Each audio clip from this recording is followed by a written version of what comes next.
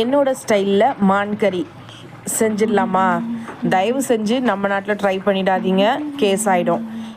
வெளிநாட்டில் இருக்கவங்க இதை கறி கிடைக்குது, ஆனால் எப்படி செய்யணும்னு தெரியலையா? என்னோடய ரெசிப்பியை ஃபாலோ பண்ணிக்கோங்க. ஒரு ட்ரை பேனில் கொஞ்சமாக நல்லெண்ணெய் ஊற்றி தேவையான அளவு பெருஞ்சீரகமோ ஒரு கைப்பிடி அளவு கருவேப்பிலை சேர்த்து நல்லா பொரிஞ்சு வரட்டும்னு வெயிட் பண்ணுங்கள். கருவேப்பிலை பொரிஞ்சு வந்த பிறகு ஒரு கைப்பிடி அளவு சின்ன வெங்காயமும் ஒரு சின்ன சைஸ் பெரிய வெங்காயமும் பொடியாக கட் பண்ணி அதையும் சேர்த்து நல்லா வதக்கிக்கோங்க. வெங்காயம் நல்லா வதங்கி வர பிறகு 2 ஸ்பூன் அளவு ஜிஞ்சர் கார்லிக் பேஸ்ட் சேர்த்து நல்லா வதக்கிக்கோங்க. இதில் நம்ம தக்காளி சேர்க்க போகிறதில்ல. தேவையான அளவு கரம் மசாலா தூள் 2 ஸ்பூன் அளவுக்கு, குழம்பு மிளகாய் தூள் கடைசியாக பெப்பர் போடுவோம், அதனால் தேவையான அளவு சேர்த்து நல்லா வதக்கி விட்டுக்கோங்க. தண்ணி தெளித்து வதக்கி விடும் போது மிளகாத்தூளும் தீஞ்சு போகாது.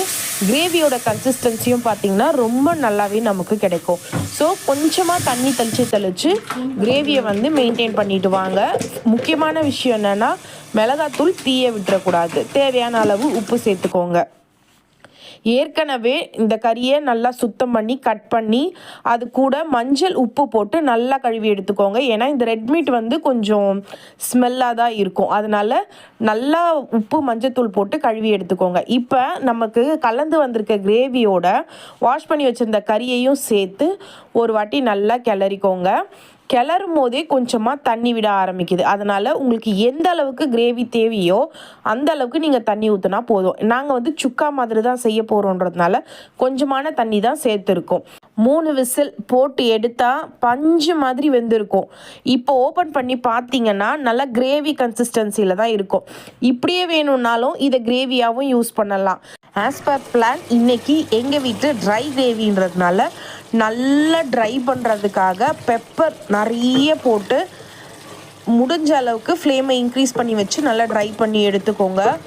உண்மையாகவே சொல்கிறேன், டேஸ்ட்டுக்கு நான் கேரண்டி. ட்ரை பண்ணி பார்த்துட்டு ஃபீட்பேக் எப்படி இருந்ததுன்னு மறக்காமல் கமெண்ட் பண்ணுங்கள். சேம் ஸ்டைல்லையே சிக்கன், மட்டன், ஈரல் இதெல்லாமுமே ட்ரை பண்ணலாம். டேஸ்ட்டு செம்ம அல்டிமேட்டாக இருக்கும்.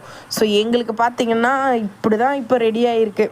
சுட சுட சாதத்தை போட்டு இதை அப்படியே மேலே வச்சு பிசைஞ்சு சாப்பிட்டு பாருங்கள். ரியலாகவே செம்ம டேஸ்ட்டாக இருக்கும்.